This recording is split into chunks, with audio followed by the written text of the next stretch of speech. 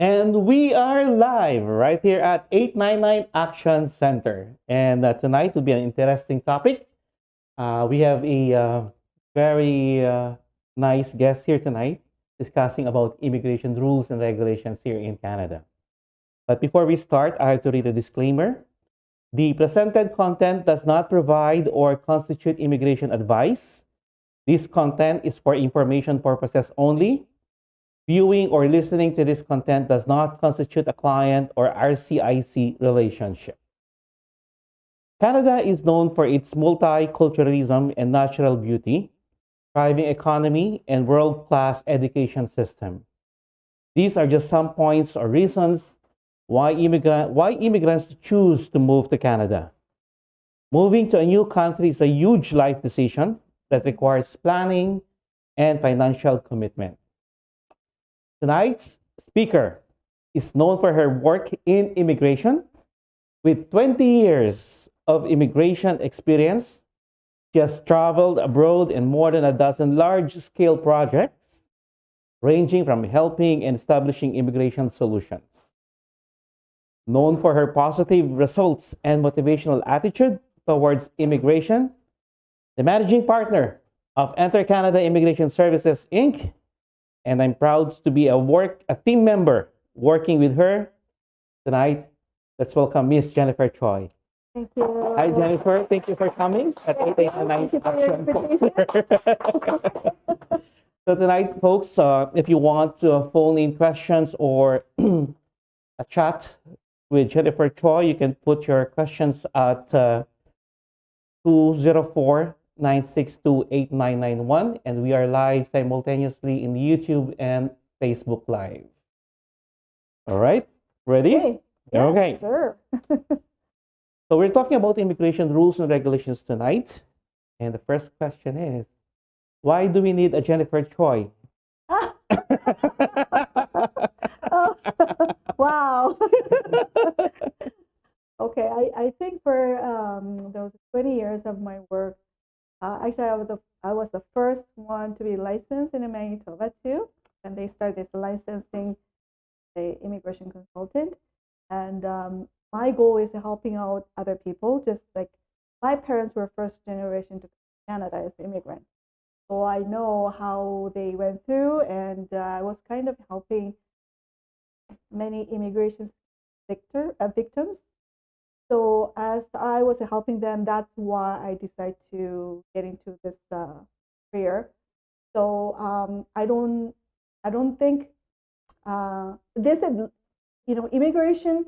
It's the biggest decision you're gonna ever make. It's gonna about your family and your next generation. You're changing the country, so this is a big decision.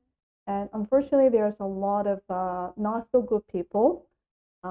Cheat you and overcharge you and not honest about you. But my practice is for the whole family, and I really seriously consider they need a right guidance.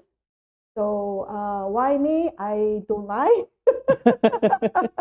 I don't want to charge too much, and love to helping other people. So yes, that's me. That's you. So you mentioned that it's family, right? Yes, Then it's a very hard decision for a family to make a decision to come here to Canada. that's right. How easy it is to come to Canada or immigrate in Canada? Well, there's a lot of different ways, and Canada is a big country. We need a lot of people. So the Canada has been changed their immigration way of bringing people. What I felt like is near the 2000, I guess. Usually, the Canada adopt the immigration program from Australia a lot of times.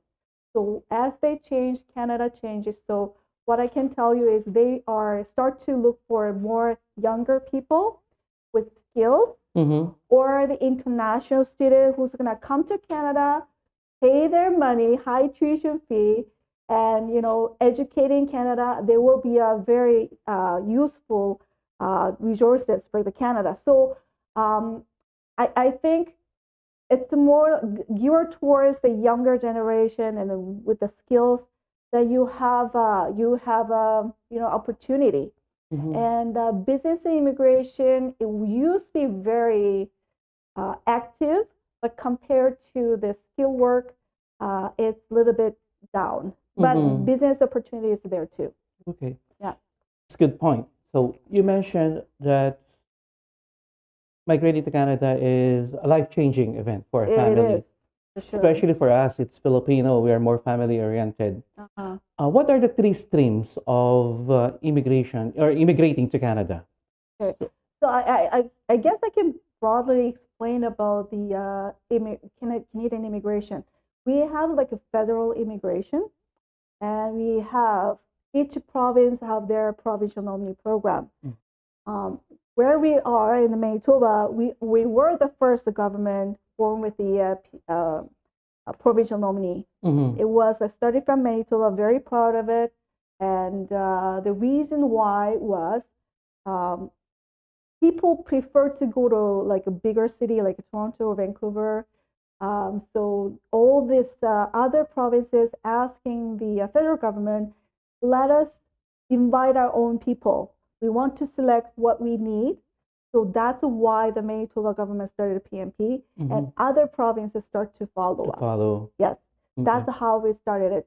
But the federal government, federal immigration, you have to think about it. Federal, you have to compete with whole world's people, applicants, right? Mm-hmm. Everywhere they're gonna send the application, you have to compete it. Um, for the provincial nominee, as I explained, they need a people, so they want to select the people. They want to bring the people. Mm-hmm. So that's a very different approach, I would say. Uh, for the federal immigration, they have to consider who am I gonna say no because we have too many, right? Mm-hmm. And the provincial nominee officers, who can we select? So it's a very different approach. Um, Compared to that, like if you apply for federal, you become a successfully done through everything, and you become a landed immigrant. You have freedom to live anywhere in Canada. But if you apply for provincial nominee, let's say you apply for Saskatchewan, then you have to kind of you're gonna sign that I have intention to live in Saskatchewan. So you Mm-hmm. are kind of bound into the province. Mm-hmm. If you apply for Manitoba government provincial nominee program, then you're saying yes, I want to live in Manitoba. So that's a two different. Okay. So let's filter down. Yeah. So mostly Filipinos here, we practice the Manitoba Provincial Nominee Program. Mm-hmm. So as a Filipino Canadian, I want to sponsor. How does it work? Sorry, how does it work? Manitoba Provincial Okay, Nominee so Program. Manitoba Provincial Nominee Program, I can, well, compared to any other provincial nominee program I've been seeing, Manitoba is kind of a number one to me because because they were the first one. They have a structure. There's no surprise, right? Some other provincial nominee program, I've been seeing some hiccups and a surprise, and the process is not going smoothly well. But Manitoba, I never had that kind of experience. So it's very fair. It's very compared to other province. It's pretty fast. Processing time is like 6 months. The fast, there's a faster track. It takes about 1 month. So it's compared to other provincial learning program pretty good.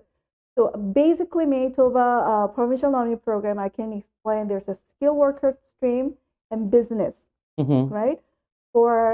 From my experience, lots of Filipino goes to skill worker stream, or you can invite a family. You can come as an international student, or you can come as sponsored by your family members. You can get the work permit and come and work and do the immigration. Those are typically, very popular in your Mm-hmm. community, I believe. Okay. So you mentioned three streams of Manitoba Provincial Nominee.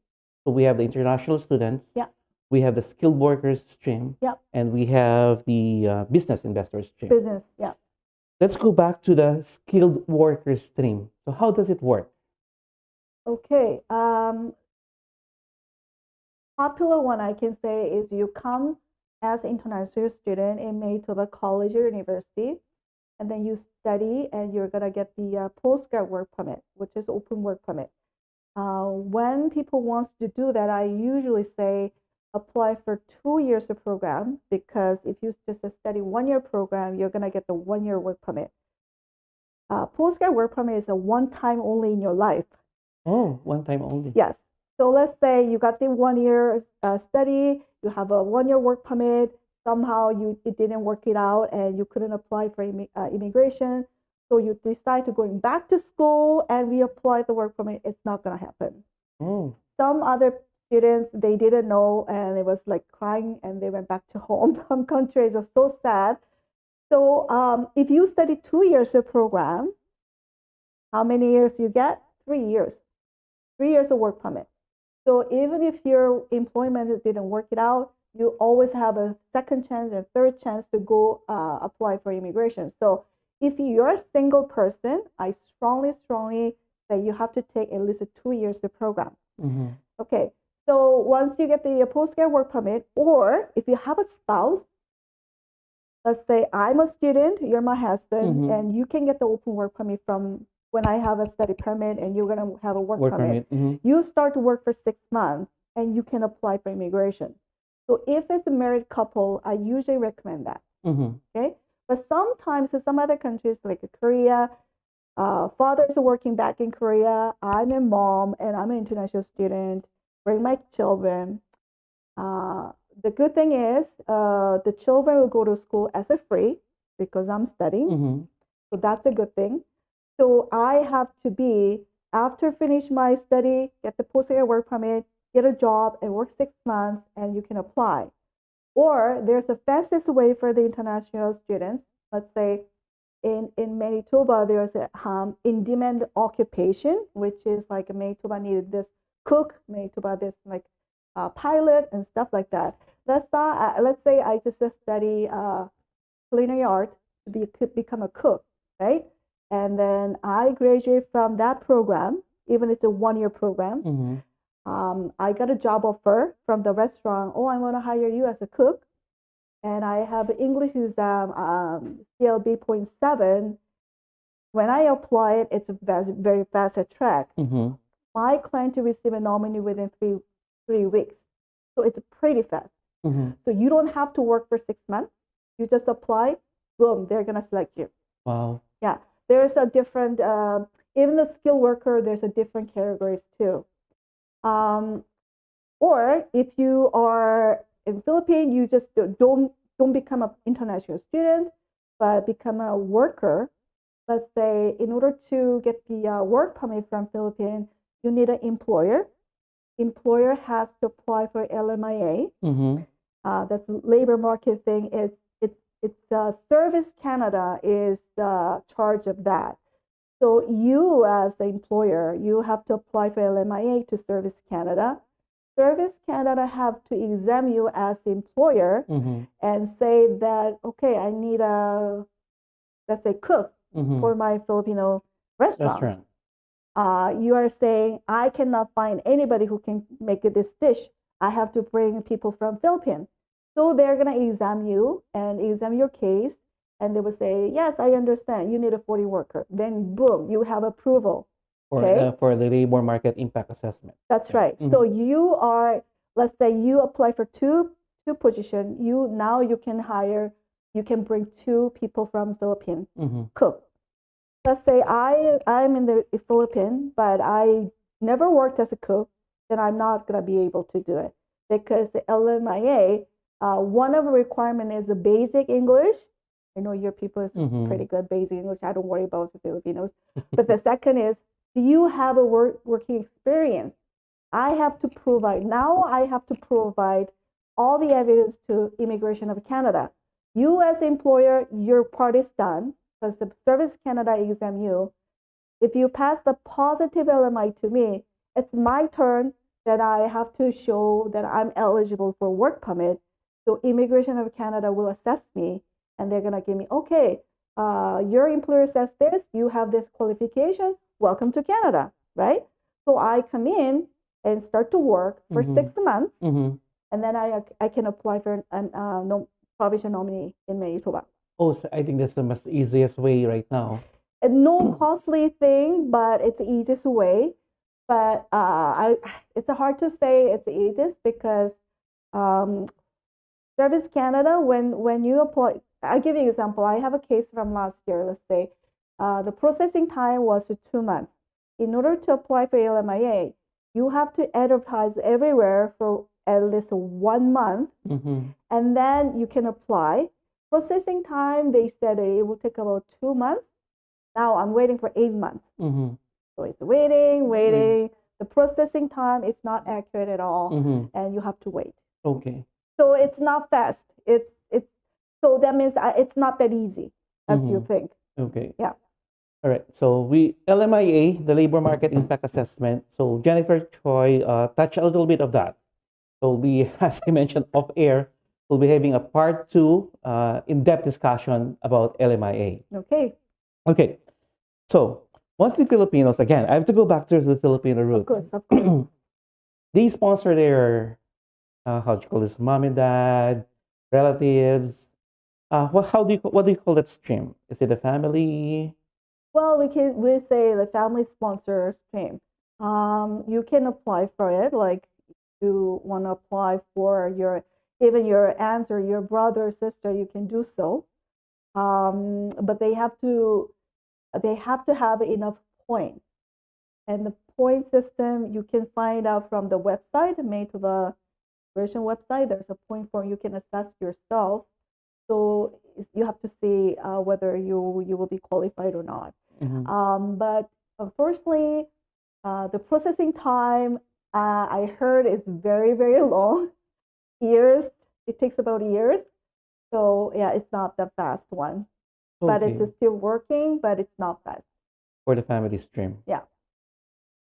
How do you determine the points? Is it determined by the age, Yes. education, experience, adaptability? Yeah, when I see like overall, like a federal immigration or provincial nominee, wherever across, age is important. Sorry, if you are usually over 50, you have no point. Okay, so 49 is So the minimum. I guess, but different provinces have a different points. Uh-huh. But usually 50, you're too old. Okay.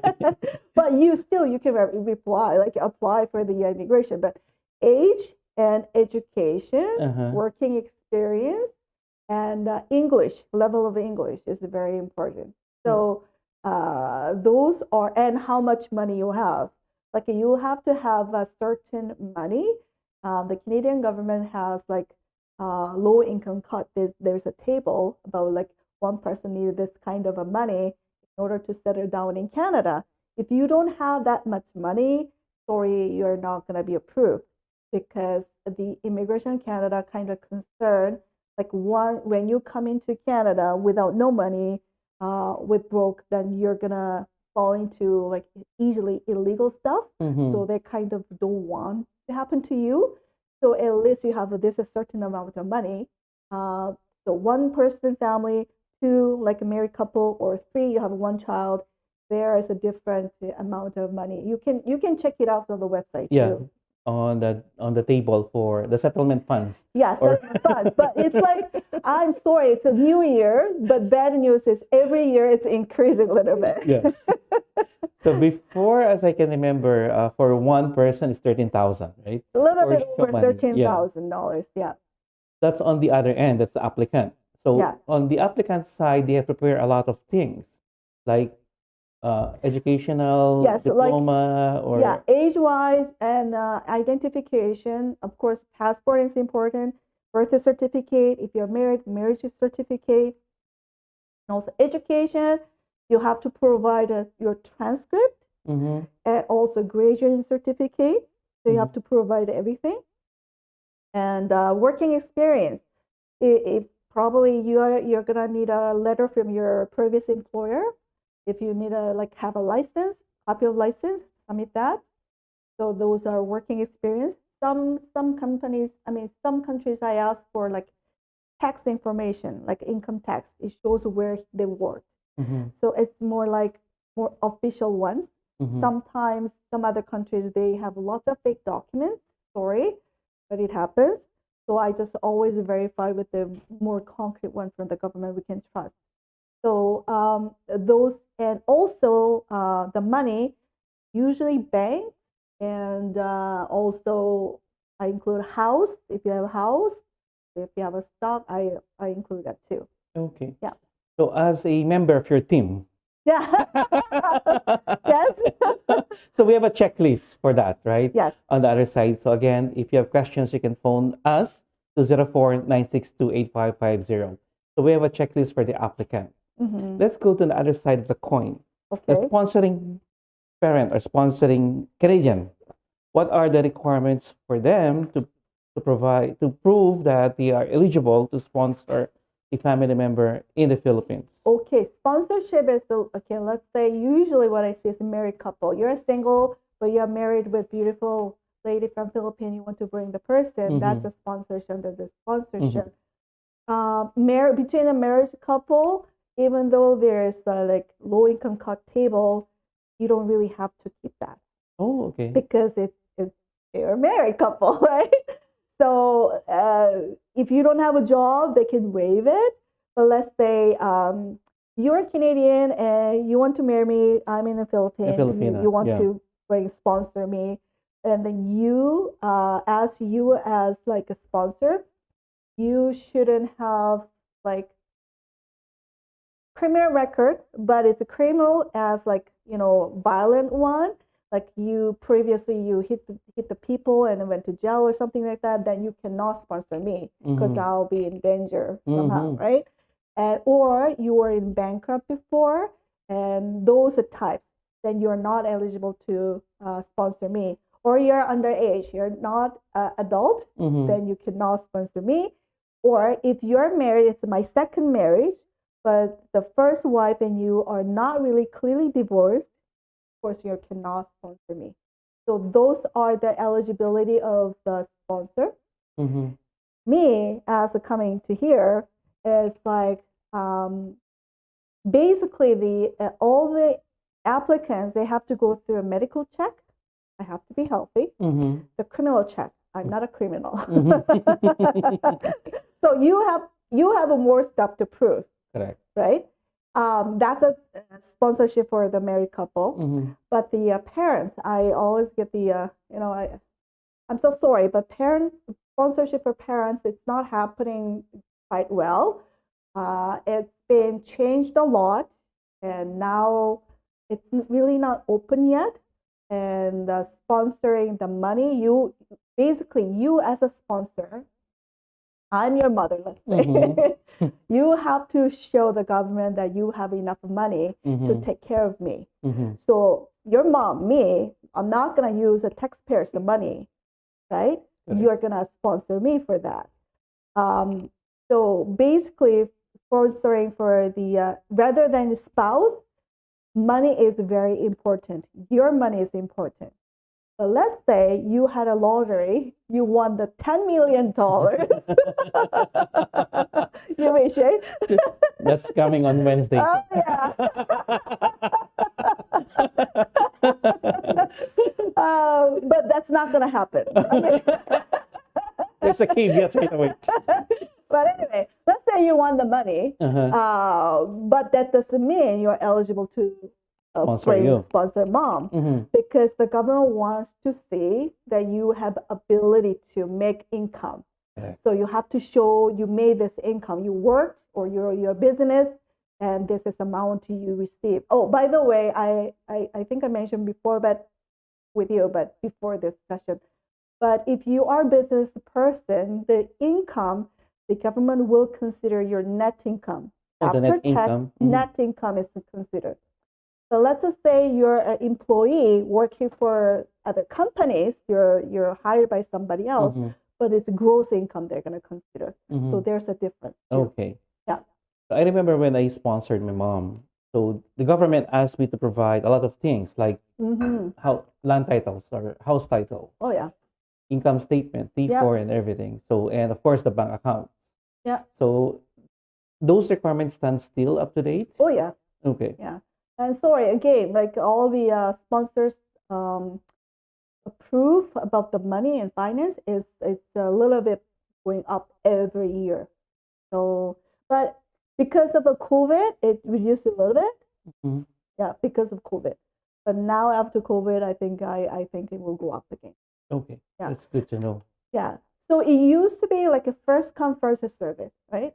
So they had a lot of issues because computer wise, everybody in the whole world just we open up the now we open up the case, and then whole world just go to the computer and do it, and then computer crashed and Mm-hmm. everything. So it didn't really work well. So lots of complaints. So the following year, they changed to lottery, randomly select. Everybody apply, and we're gonna select. Mm-hmm. And again, they had a lot of complaint about this. So they changed first come first service again, but because of COVID, they shut down. And I recently, several months ago, they selected, they kind of give an invitation whoever they already in the pool. But right now, they didn't really open up to apply for the new application, so we're kind of waiting. Historically, every January they open up. Now you can sponsor your parents, Mm-hmm. but it's too early. Like, yeah, we don't know yet. Oh, Yeah, I get that's a bummer. I get a complicated question for you. Okay. Let's say I sponsored my mom and dad or my wife in the Philippines. Let's Okay. say, At the same time? let's say my mom and dad. Your mom and dad. Okay, Okay. I sponsor my parents here in Canada, and something happens.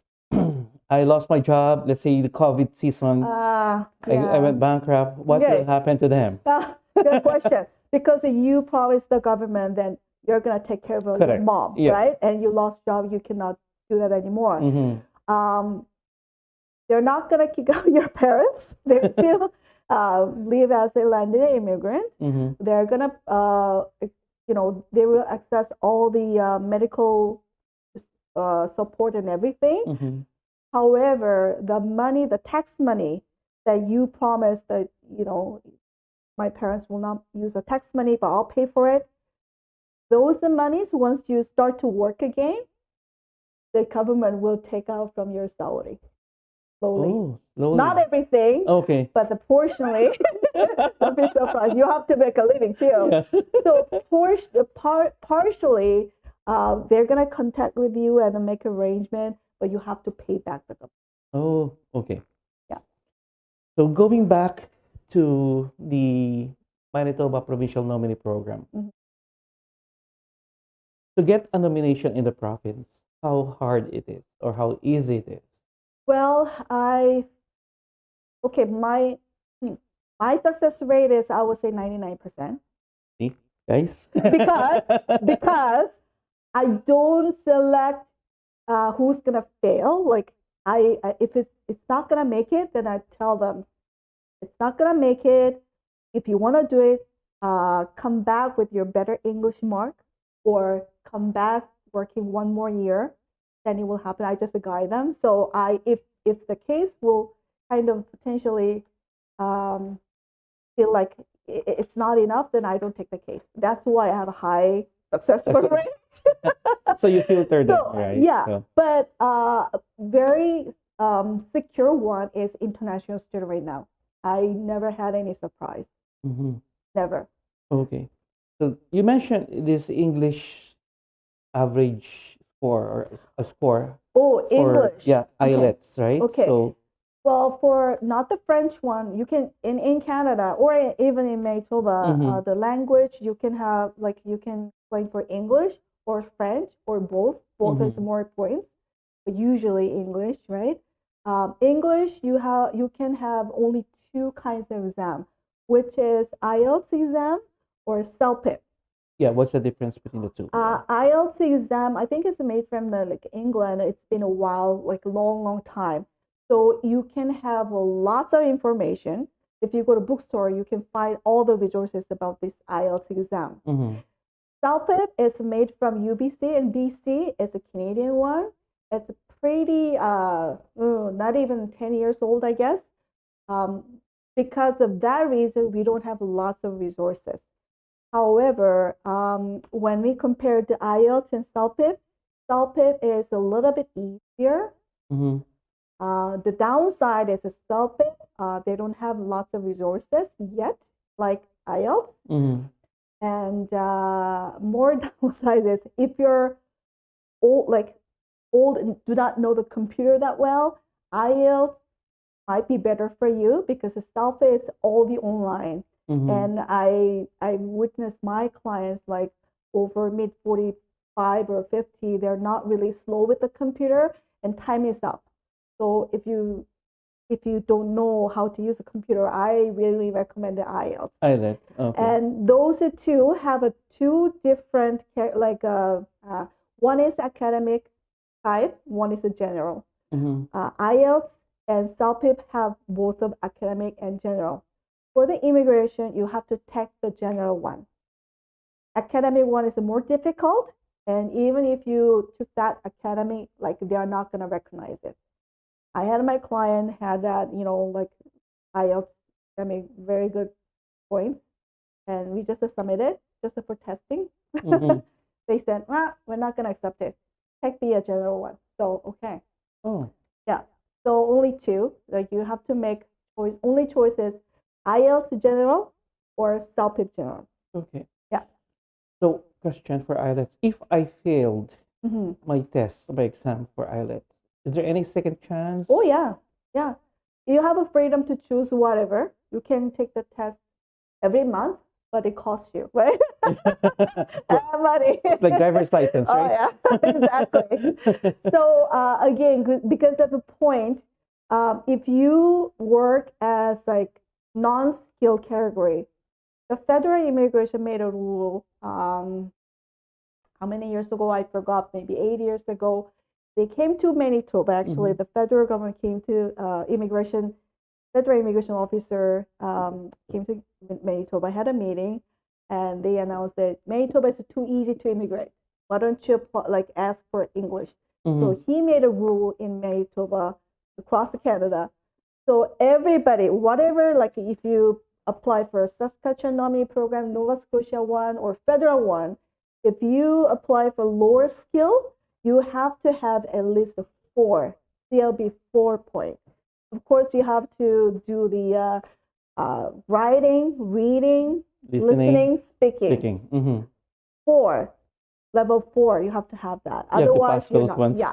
If you have a 3, no, you're not gonna pass the immigration. Let's say the skill work one, like a cook Mm-hmm.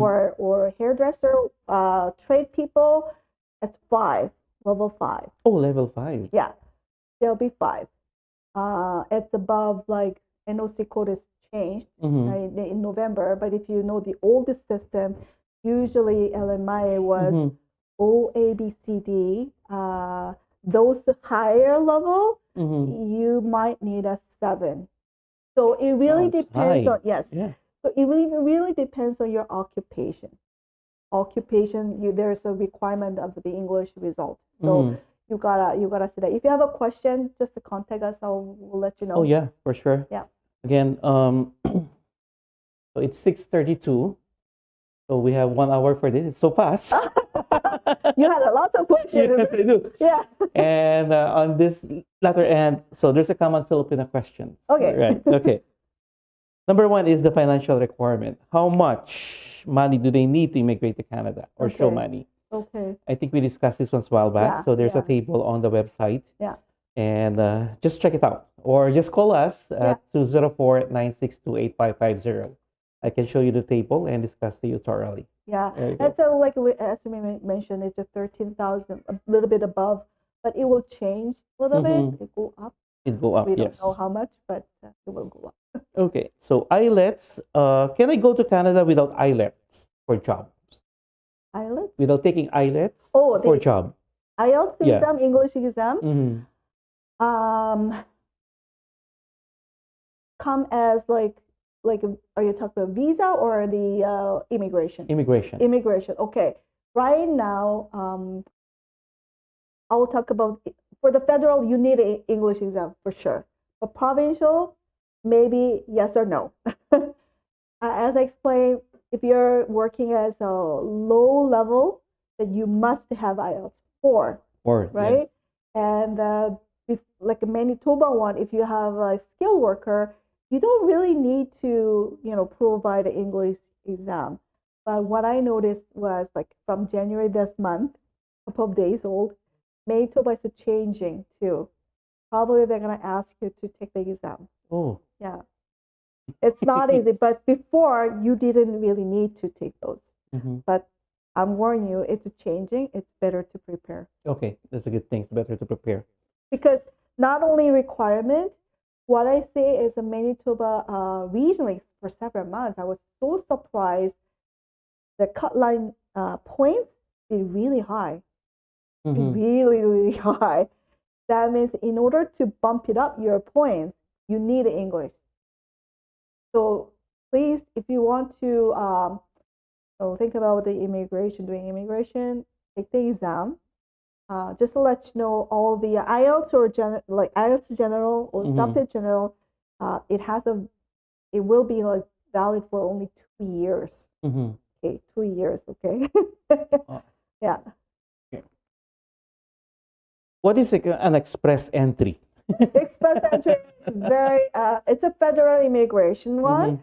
So I guess today we talked about lots of Manitoba ones. So I don't want to I don't want you to be confused about it. But it's a federal one across Canada.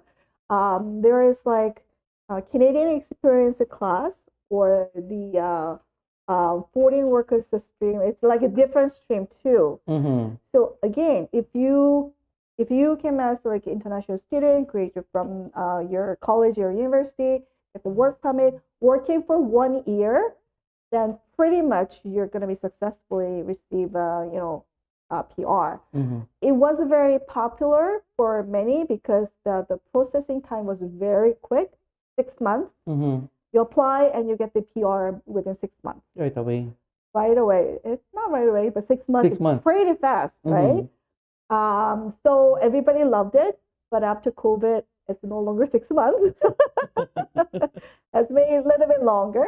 But here's the funny thing, because the whole world is applying for express entry, all the human cannot possibly review everything. Mm-hmm. So it's run by AI for Mm-hmm. a long time. Mm-hmm. So the difficult part is, of course, AI. If it's not, I'm saying this, my document doesn't match it, then you fail. Yes. Like they reject. They reject.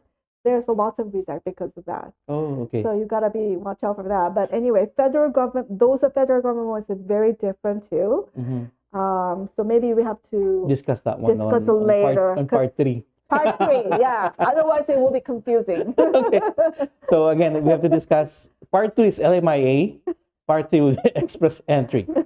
Okay. So one more question here. Can I bring my family on a work permit? I'm work permit right now. Can I bring my family here in Canada? Okay. Let's say you have a LMIA work permit. Mm-hmm. Then as a spouse, I can apply for open work permit. Open work permit. Yes. So what's the difference between that one? LMIA one is, let's say you are hired by ABC restaurant.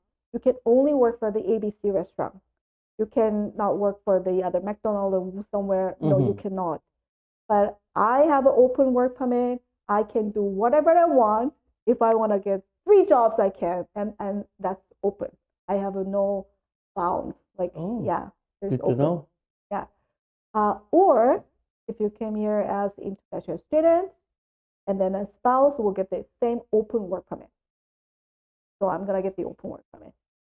If you have a postgrad work permit after graduation, Mm-hmm. I can still apply for the open work permit. Oh, there's so many things to remember, my friend. Yeah. But here's the other, interesting. Many people ask me, what are my children? Can they get a work permit? No. Oh yeah, that's a question too. No. I'm working. I'm considered work permit, skilled worker here Yes. in Canada. Yes. Work Only permit, spouse can apply for open work permit. not the kids. Not the kids. Not the kids. Okay. Yeah.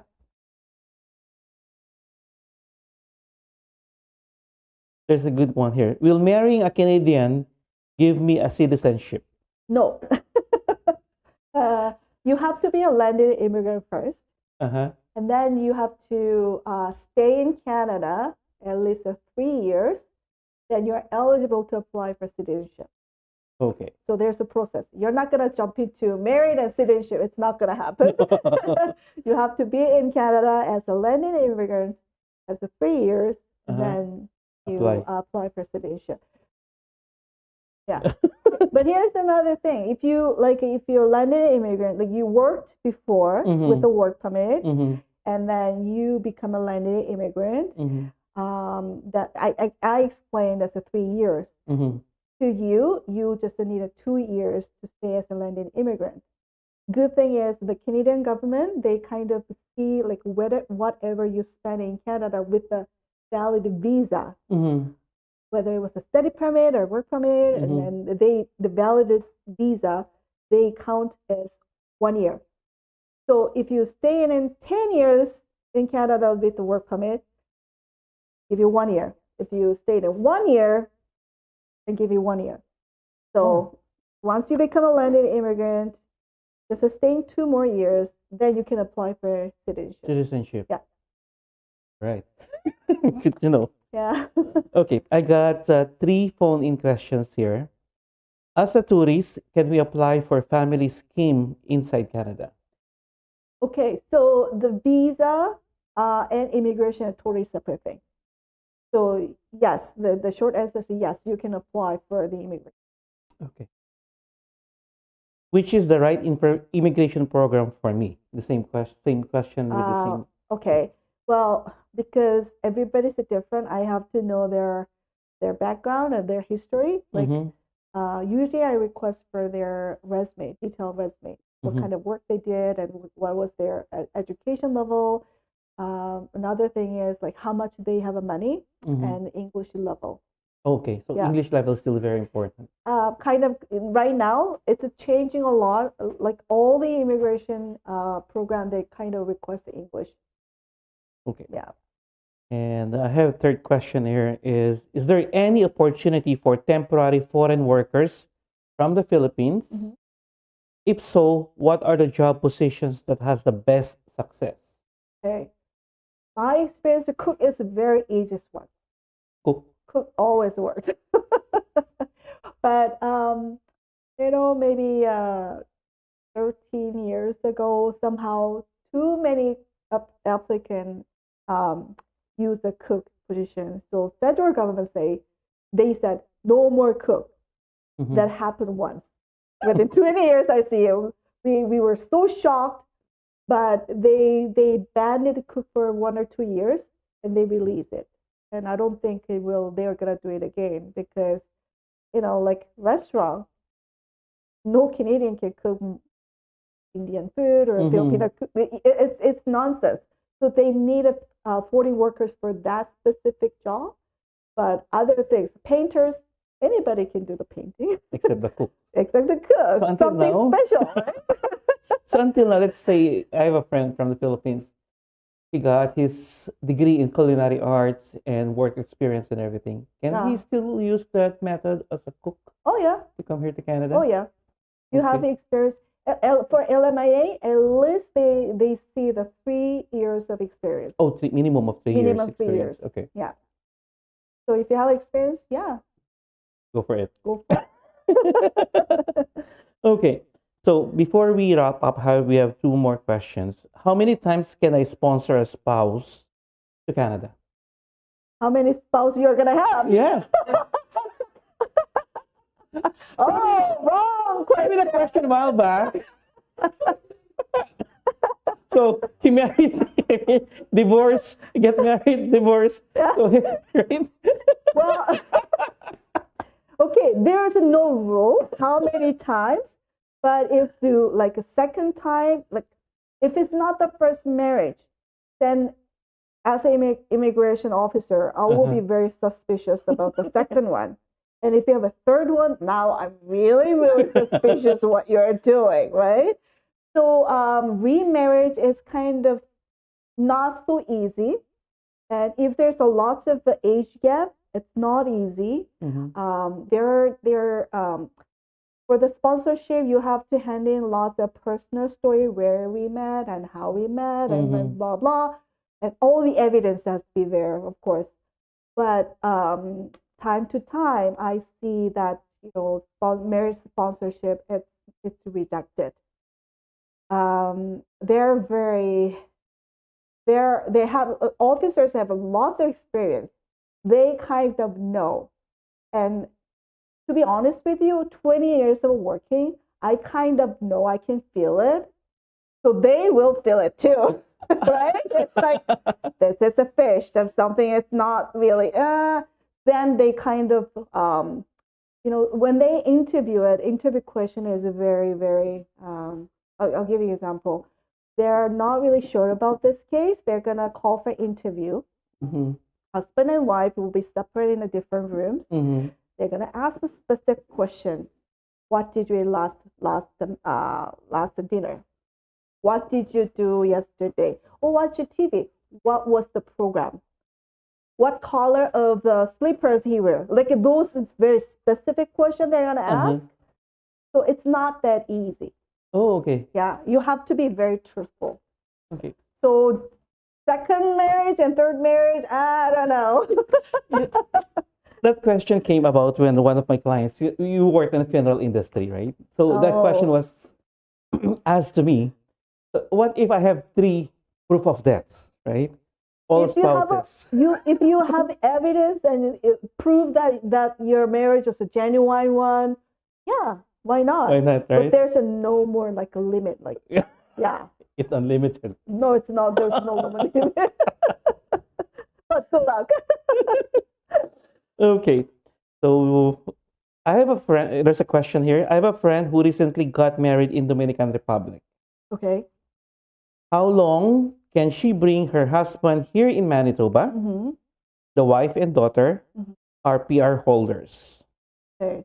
So sponsorship, there is a inside and outside Canada one. Mm-hmm. Outside one, let's say I'm a Canadian or permanent resident of Canada, and you're in Philippines. I wanna sponsor you, Mm-hmm. but you're doing business in Philippines and you cannot come right away. Correct. So that means we apply for outside of Canada one. So once you process everything and you become a PR, yes, so we approve it, then you can come in to Canada as Mm-hmm. a permanent resident. But you say, I quit my job and I love you, I have to see you, you come in Mm-hmm. to Canada first, and we can process inland sponsorship. This is a very unique, it's one and only kind of thing because immigration always has to be outside of Canada, but the married couple spouse one they allow inside of Canada immigration. So this is quite special. So if we process everything inside of Canada, what I do usually I apply for immigration and the work permit at the same time. So you're not gonna just sitting at home doing Mm-hmm. nothing, but the we apply for work permit. Usually within 6 months you're gonna get the work permit. You start to work. Right away. Yeah, well 6 months. It takes about processing time. It takes about 6 months. Mm. So you start to work, and my case usually within 1 year I got the PR. The COVID season, I thought it will take a longer, but within 6 months, I got the PR. So, yeah, there's a case by case. So, it really depends on your situation. Can you come in or you're going to stay out? Uh, what is easier? In my opinion, when you come in Canada, it's much easier and faster. Mm-hmm. So that's inland. Inland, yeah. Okay.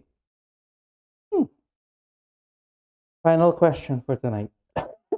Before you go to the question, some people ask me, I have a marriage certificate from China or what was the country? Dominican Republic.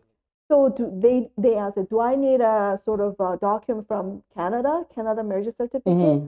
No, not really. Canada kind of recognizes which country, whatever, you have a marriage certificate. We say, yeah, that's your marriage certificate. So any document from any other countries, Country. that's a valid one. You don't have to reapply in Canada. Okay. So Any document from foreign country as long as it's a legitimate marriage Yes, certificate. that's right. Okay. All right. Last question for Okay. tonight. This is fun. Okay. So how do we know if an agent is legitimate? Good question. Mm-hmm. What I can say is you log into well, when I started this licensed government body, it was started as a CSIC. They changed to ICCRC, now changed to CCIC. So Every they year, right? changed not every year, like, but they changed it 3 times already. But if you log into their website, they will give you the list of licensed people. So in Canada, in order to do the immigration, only the registered lawyer or well, IRCC or CCIC licensed member like me, you can hire me. And so there is a list of people. You can compare the license number, so you can see if the person is registered or have a license or not. Mm-hmm. So you can see that. And if some person, like a licensed person, made a mistake or did bad things, the website tells you this person did what. So sometimes they're banded, like 6 months you cannot practice, or sometimes they just take away the license, something like that. So everything is a share in the public. You can find it from website. Okay, that's for the agent. What if an applicant, I know the forms are downloadable in the internet. Yes. Then there's an agent that came in. Aldous, you have to pay a fee for this type of form. How do you consider that? Is it a Okay. legit one or? I heard some different countries like Philippines or India usually, or those agents called agent, they charge for the form. They were saying in order to get this form, you have to pay to the government, which is not true. Mm-hmm. You just log in, you can see all the information, you can print it out the application. If you want to do immigration by yourself, you can do so. Mm-hmm. Yes. And of course, at the very end, they need a Jennifer Choi. If you need me, yes, I'll be here. And of course, Aldous Usman will be helping you on processing as well. Yeah. All right. Before we go wrap up, any final words to our televiewers, our viewers, Okay. in regards to immigration? Well, Canada is a very big country and has lots of opportunity. Um, so if you're considering the immigration, go for it. And I always say, like, when you have a chance, just to do it. Because sometimes I have a client asking me next year, asking me 4 years later, asking me. Then by the time immigration regulation changed and changed again, it's not going to be easier. It's going to be tougher. One of the English requirement is tougher. We didn't have that. Now it shows up. So it will not be easier. Don't wait on it. So if you have a opportunity, just grab it and apply. Okay, so you heard from the expert. Again, if you have a lot of questions after the show, you can contact me, Aldous Guzman, 204-962-8550, because we're a team member of Enter Canada Immigration Inc. Okay, and that's for it tonight. Again, as our logo said, problema mo, we have a solution for it. It's called 899 Action Center. Great. Okay, thanks, Jen. Thank Very you. informative. Thank you. Okay.